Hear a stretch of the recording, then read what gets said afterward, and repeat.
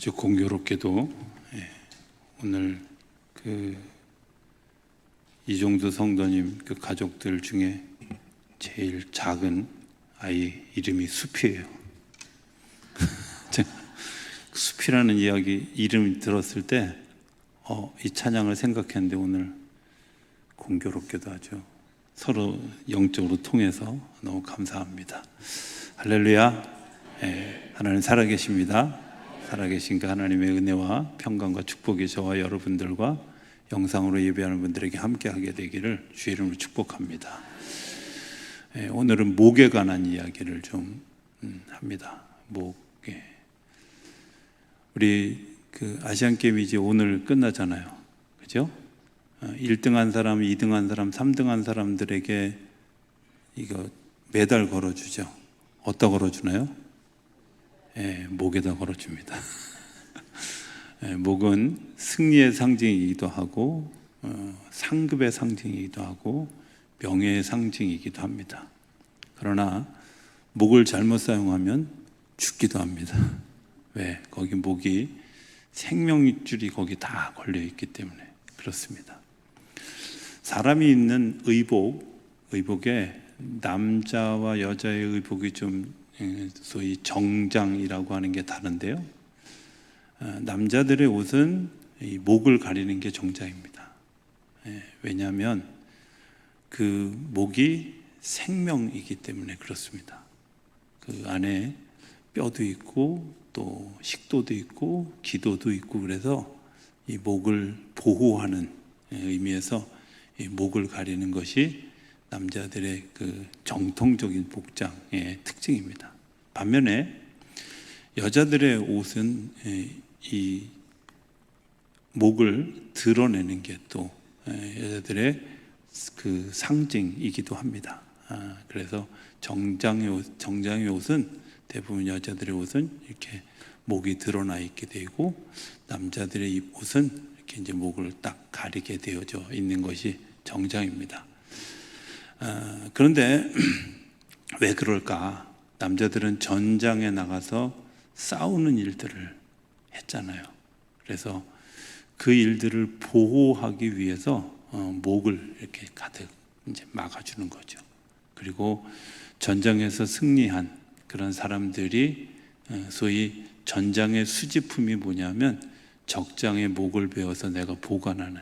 그래서 삼국지에도 그렇고 또 유럽의 역사에도 보면 적의 목을 베어서 보관하는 그런 그 습관들이 간간히 보여지는 것을 보게 됩니다. 그래서 남자들은 이 목을 보호하기 위해서 목을 이렇게 딱 가로막죠.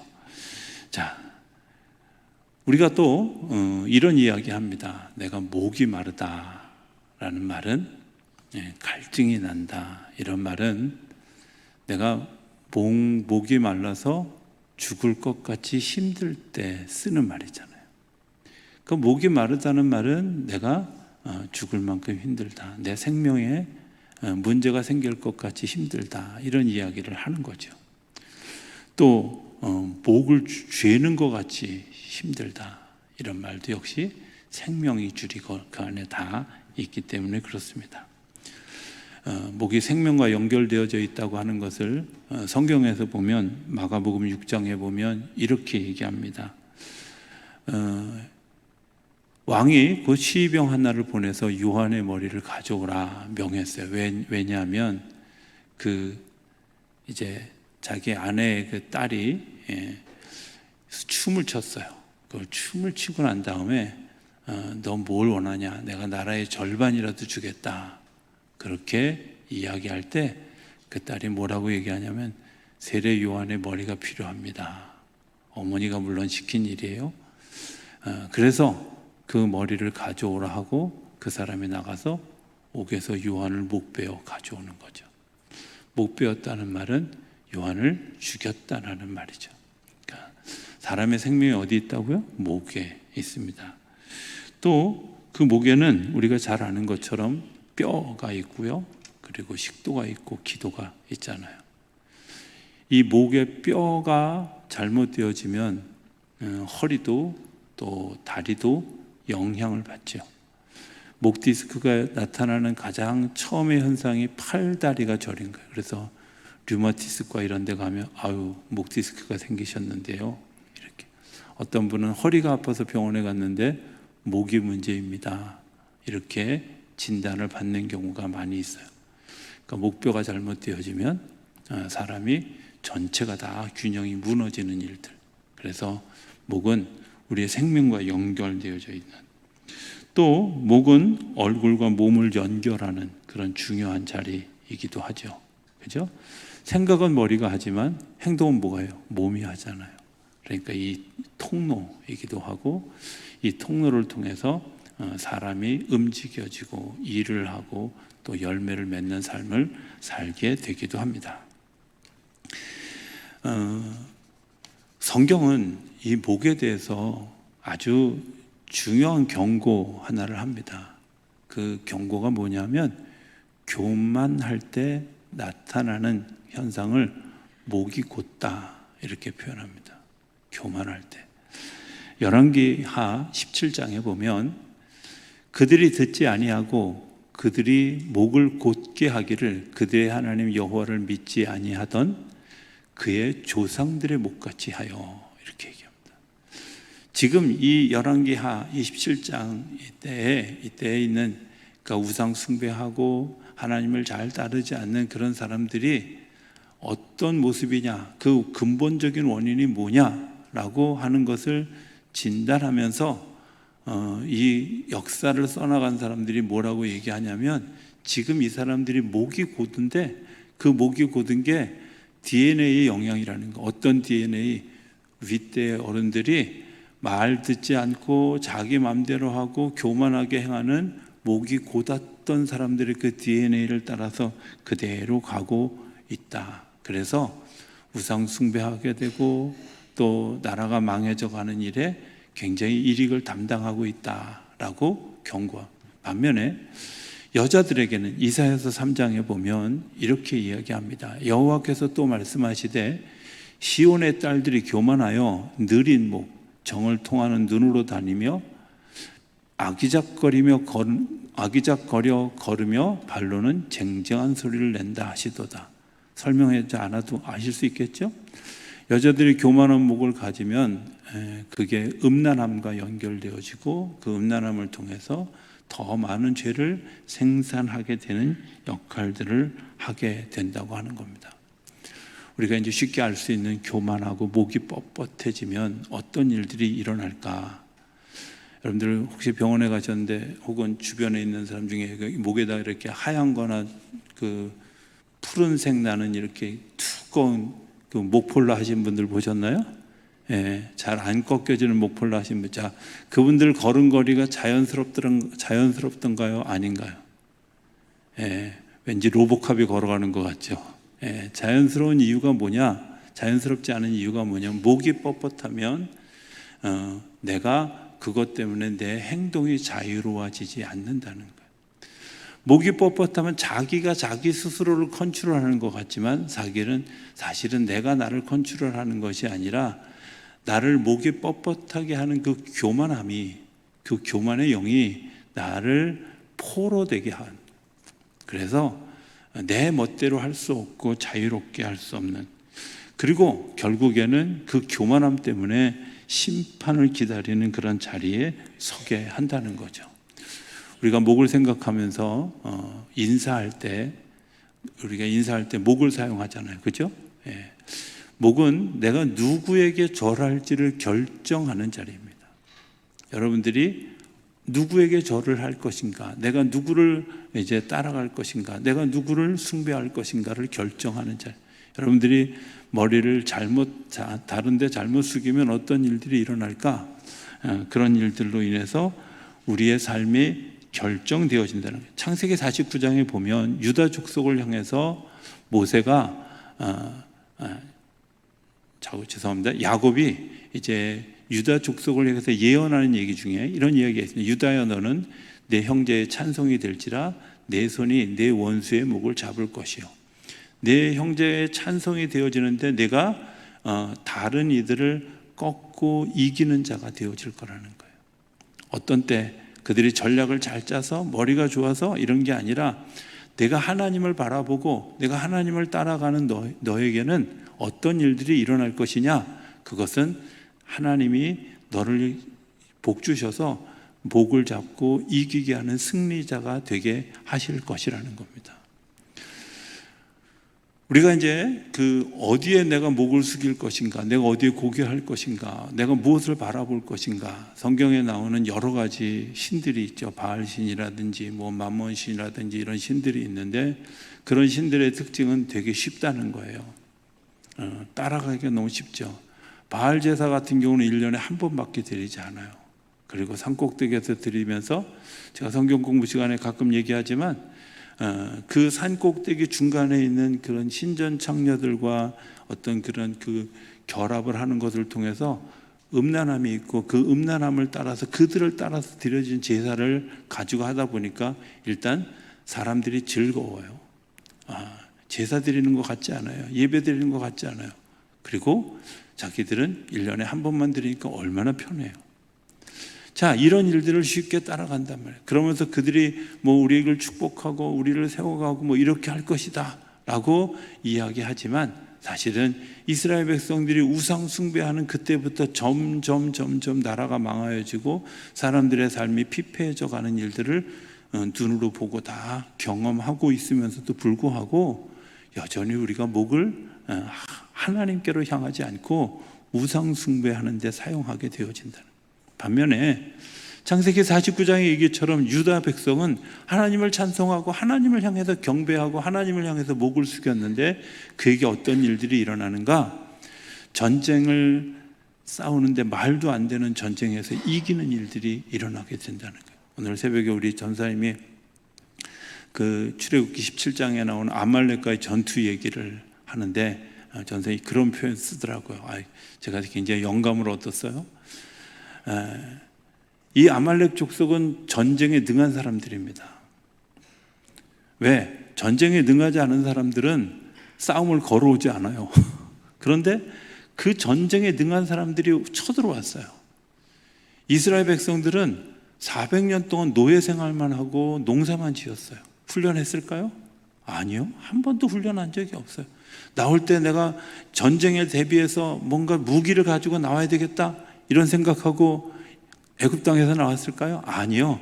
먹고 사는 일에 급해서 농기구 정도 들고 나왔어요. 그런데 그 전쟁에서 누가 이겨요? 전쟁의 전략이라는 게 있어야 될 거 아니에요. 공격 가운데로 쳐들어오면 우리가 양옆으로 퍼져서 매복을 하자, 혹은 성을 비우고 나면 그 성을 차지해서 우리가 성에서 싸워서 이기자, 이런 정도의 전략이 있어야 되는데 전략이 전혀 없었다는 거예요. 전략이래요. 뭐라고? 전략이 이거예요. 하나님을 향해서 모세가 손을 들었더라 했어요. 아니, 이런 대책 없는 전략이 어디 있어요? 그런데 중요한 건 그 대책 없는 전략을 세우시는 하나님이, 그 하나님을 높일 때 하나님께서 역사하셔서 이기게 하신다는 거예요. 승리하게 하신다는 거예요. 모세오경을 읽고 여호수아를 읽어가면서 계속 반복되어지는 일들은 뭐냐면, 하나님은 그 전략을 가르쳐 주시기도 하지만 때로는 전혀 엉뚱한 전략을 가르쳐 줄 때도 많이 있다는 거예요. 그런데 하나님이 하자는 대로 하면 한 번도 패배하는 적이 없어요. 패배할 때 보면 내 마음대로 할 때죠. 내 멋대로 내가 머리를 쓰고 전략을 짜면 그때는 패하는 거죠. 그것 때문에 우리의 삶이 피폐해지게 된다는 겁니다. 오늘 요한계시록 20장 4절의 말씀도 마찬가지입니다. 어디에 머리를 내가 숙일 것인가 하는 것을 결정하는데, 이 사람들은 내 목을 어디에 걸었냐면 하나님의 말씀 때문에 예수를 증언함에 대해서 내 목숨을 걸었어요. 내 목을 걸었는데 그것 때문에 목배임을 당했어요. 패배한 것 같죠? 중요한 건 5절에 보면 그들이 다 부활에 참여하게 되어졌다는 거예요. 죽었으나 죽은 게 아니라 다시 살아나게 되어, 넘어졌으나 넘어진 게 아니라 다시 일어나게 되어졌다는 거예요. 하나님께서 우리에게 목이라고 하는 부분을 주시니, 자, 이제 목을 통해서 얻어지는 하나님의 역사들을 한번 좀 보았으면 좋겠습니다. 뼈가 있습니다. 잠언에 보면 이런 이야기를 합니다. 잠언 14장 30절에 보면 평온한 마음은 육신의 생명이나 시기는 뼈를 썩게 한다. 여러분들 이 말 이해 가십니까? 평온한 마음은 육신의 생명인데 시기하고 미워하면 뼈가 썩는다는 거예요. 왜 그럴까요? 의사들이, 정형외과 의사들이 이렇게 예수 믿는 분들이 하는 이야기가 있습니다. 뼈가 삭는데, 뼈가 삭으면 대부분 다 미워하는 마음, 원망하는 마음, 불평하는 마음이 많으면 많을수록 뼈가 삭는 속도가 굉장히 빠르다는 거예요. 뼈에 뭐가 있어요? 우리의 지정의가 다, 혼마저 그 안에 다 있는 거예요. 내가 어떤 뼈대를 가지고 있느냐를 굉장히 중요하게 생각합니다.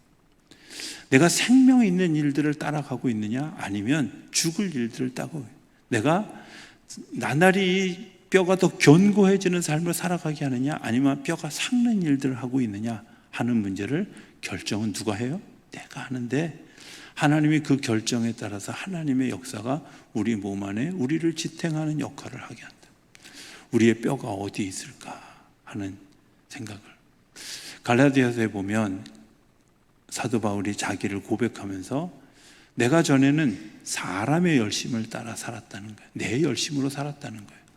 그렇죠. 그 사람이 열심을 가지고 사는데 그 사람이 가지고 있는 대단한 것들을 가지고 대단한 일들을 위해서 열심을 가지고 살았는데 그게 자기를 위한 거였다는 거예요. 학문을 가지고 사람을 비판하는 일도, 그리고 유대교를 믿는 것 때문에 부활의 예수를 전하는 사람들을 핍박하는 일도 내가 나를 위해서 했다는 거예요. 내 민족들을 위해서 했다는 거예요. 그런데 그가 하나님을 만나고 난 다음에 달라진 게 있는데, 내가 내 열심이 아니라 이제 하나님의 열심으로 살아간다. 전에는 내가 내 비전, 내 꿈을 가지고 살았는데 이제는 하나님의 비전, 하나님의 꿈을 가지고 살아. 그럼 하나님의 비전과 하나님의 꿈이 도대체 뭘까? 우리 CCM 찬양 중에 그런 하나님의 꿈이 나의 비전이 되고, 저는 그 찬송 부를 때마다 가슴에 와닿으면서도 제가 살짝 교만하면, 제가 목이 곧아서 살짝 교만하면서 무슨 생각이 드냐면, 과연 저 이야기를 알고 부르는 걸까, 이런 생각을 하게 될 때가 많아요. 여러분들, 하나님의 꿈이 나의 비전이 되어지면 지금 이 세상에 이 모양 이 꼴이 되면 안 돼요. 하나님의 꿈은 뭐냐면 모두가 다 평화롭게 잘 사는 거예요. 생명 있는 삶을 사는 거예요. 근데 남의 거 뺐잖아요. 남 늑탈하잖아요. 남 욕하잖아요. 원망하잖아요. 불평하잖아요. 하나님의 꿈이 우리 안에 있다면, 그게 내 비전이 되어졌다면 우리의 마음속에는 늘 감사함과 기쁨과 찬양이 넘쳐야 되는데, 찬양은 그렇게 하는데 저 자신조차도 안 그럴 때가 훨씬 많다. 또 하나님의 꿈이 나의 비전이 되어지려면 성경은 무수히 얘기합니다. 소외된 자, 가난한 자, 과부, 고아를 돌아보라고 이야기합니다. 그런데 놀라운 것은 점점 그런 사람들의 숫자가 늘어가면 늘어갔지 줄어들지 않는다는 거예요. 그들은 점점 풍성해지는 게 아니라 점점 더 어려운 삶을 살아간다는 거예요. 왜? 하나님의 꿈을 가지고 있는 예수 믿는 사람들조차도 그것이 비전이 되어지지 않죠.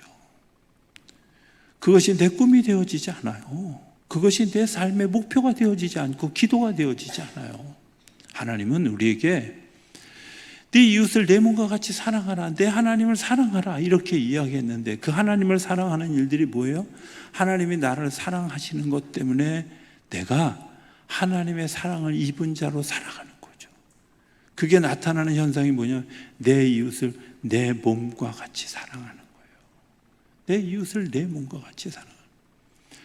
하나님의 뜻을 이루어가는데 하나님의 역사는 어떤 하나님이냐? 저는 찬송가 563장 3절에 보면 높은 보좌 위에서 낮은 나를 보시네요. 찬송 부를 때마다 제가 막 마음속에 굉장히 막 깊은 감동을 느끼는, 하나님이 우리를 보실 때 여러분들 어떤 정도로 보이시겠어요? 하나님이 저를 보면 정말 이 막 커다란 지구 안에서 정말 현미경으로도 봐도 보이지 않을 만큼의 점 하나에 불과한 나를, 내 고통도 아시고 내 슬픔도 아시고 내 아픔도 아시고 내 괴로움도 아시고, 아니 지금 순간적으로 겪고 있는 내 삶의 모든 희로애락을 주님께서 알고 계시다는 거예요.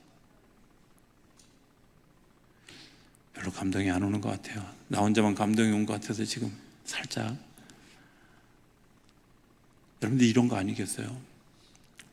우리나라 인구가 5천만 명인데요, 존경받는 대통령이, 요즘에는 존경을 반밖에 못 받아가지고, 존경받는 대통령이 한 5-6살 된 꼬마, 머리는 턱 틀어지고 얼굴에는 한 3일은 안 씻어서 떼꾸정물이 막 흐르고 콧물을 흐르고 그러는 아이, 그 아이를 바라보면서 대통령이 다가와가지고 이 아이를 가르면서, 얘야 힘들지? 아저씨가 씻어줄게. 아저씨가 오늘 저녁 사줄게. 그게 그 아이가 나라면 감격스러울까요? 저는 아마 죽을 때까지 그 당 찍을 것 같아. 그런 대통령 만나면. 그게 하나님이 하신 것에 비하면 정말 조족지혈이잖아요. 세 발의 피잖아요. 하나님은 이 넓은 우주 속에 있는 정말 티끌만도 못한 나를 그 높은 보좌 위에서 나에게 내려오셔서, 내 삶의 자리에 내려오셔서 내가 겪는 고통 같이 겪고 내가 겪는 아픔 같이 겪고 그 일들을 감당하면서 결국 나를 위해서 죽기까지 사랑하셨다는 거예요. 여기에 하나님의 마음이 뭘까요? 그 하나님의 비전이, 하나님의 꿈이 뭘까요? 너 나를 위해서 이렇게 죽어줄 수 있어? 내가 주님 위해서 기꺼이 죽겠습니다 라고 고백하는 거, 그게 하나님의 꿈이에요. 그래서 오늘 본문 20장 4절에 뭐라고요? 예수를 증언하다가 하나님의 말씀을 따라서 살아가다가 목뺀 자들, 나를 위해서가 아니라 하나님을 위해서 일하다가 하나님을 위해서 죽기를 각오하고 그렇게 살았던 그 사람들을 버려두지 않으시고 하나님 주님께서 부활시켜 주신다는 거예요. 우리의 목을 다시 살려주신다는 거예요. 뿐만 아니라 우리의 목에 면류관을 달아주고 메달을 달아주고 수고했어, 승리했어 하고 우리에게 말씀해 주시는 거죠. 하나님 우리에게 그런 일들을 약속. 또 두 번째, 식도가 있죠. 식도. 제가 지난 주간에도 얘기했지만 뭘 먹느냐 되게 중요한 일이죠. 말씀을 먹는 일 굉장히 중요한 일이라고 생각합니다. 이런 분들이 있어요. 제가 요즘에 기억력이 안 좋아져서요, 성경을 앞장 읽고 뒷장 넘어가면 앞에 게 생각이 안 나요. 정상입니다. 저도 그렇습니다. 안 그러신 분들은 비정상입니다. 그런데요, 여러분 생각해 보세요. 그래도 성경을 읽는 이유가 뭔지 아세요? 여러분들 아침에 뭐 드셨는지 기억하시나요? 그거 기억 안 나도 괜찮아요. 왜? 내 몸에 들어가면 내 몸에서 이게 영양분이 손으로 갈 때 손으로 가고 발로 갈 때 발에 가고 심장으로 갈 때 다 영양분이 흘러서 내가 살잖아. 여러분들 3일 전에 뭐 드셨는지 기억해요? 기억 못 하잖아. 근데 그 기억 못해도 이미 내 안에 들어와서 그것이 내 생명을 유지하는 힘이 되어졌어요. 말씀도 마찬가지예요.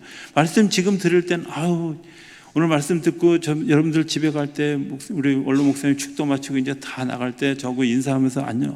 그럼 제가 슬쩍 한 3번째 나가는 사람한테 오늘 설교 제목이 뭐였죠? 라고 물어보면 기억 못하는 사람이 반이야. 괜찮아요.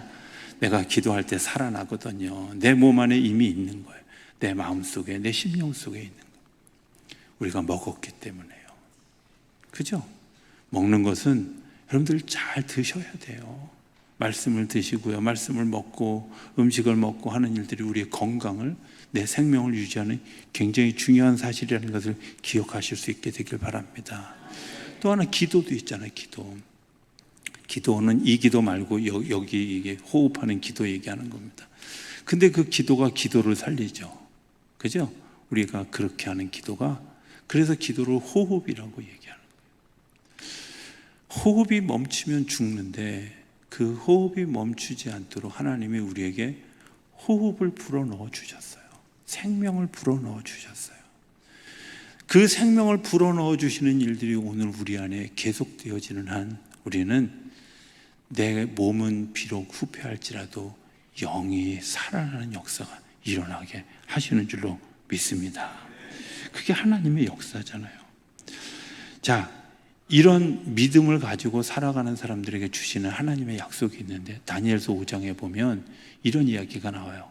왕이 크게 소리질러 술객과 갈대아 술사와 점쟁이를 불러오게 하고 바벨론의 지휘자들에게 말하되 누구를 막론하고 이 글자를 읽고 이 해석을 내게 보이면 자주색 옷을 입히고 금사슬을 그의 목에 걸어주리니.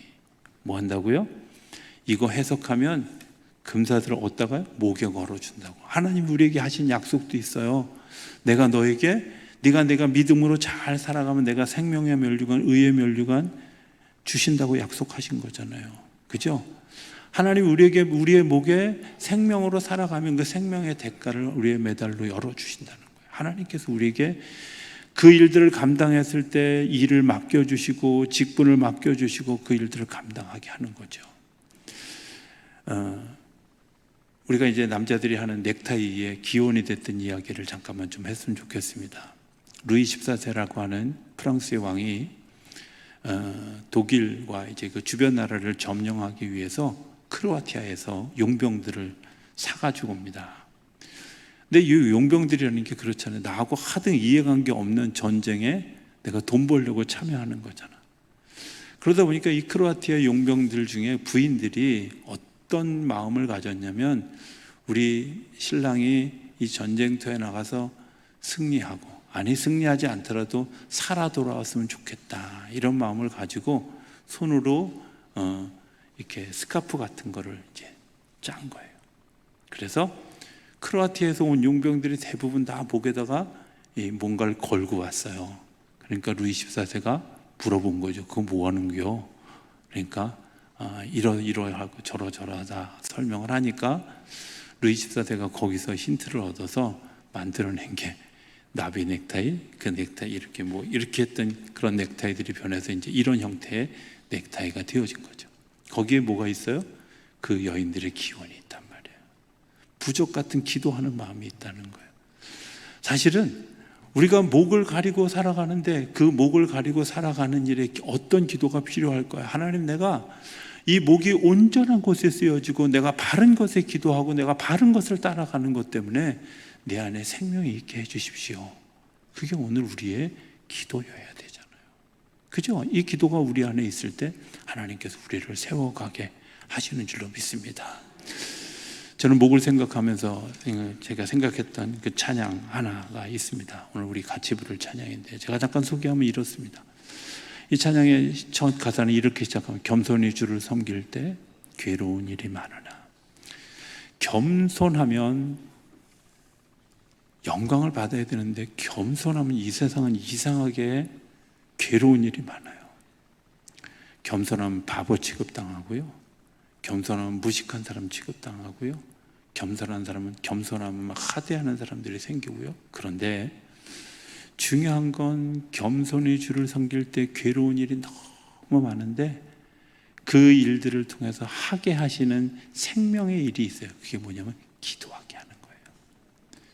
찬송가 가사에 보면 이렇게 얘기해요. 겸손히 주를 섬길 때 괴로운 일이 많으나 구주여 내게 힘 주셔서 잘 감당하게 해주십시오.